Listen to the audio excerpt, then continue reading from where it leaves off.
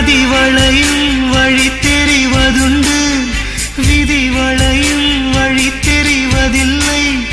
தெரிந்து கொண்டால் அதில் ருசியும் இல்லை. இனிமேல் என்ன கதையோ? பால் குடத்தில் ஒரு எறும்பு விழ பள்ளி என்று அதை வெறுப்பதென்ன? பால் குடமே மண்ணில் கவிழ்ந்ததென்ன? பிழையோ என்ன பிழையோ?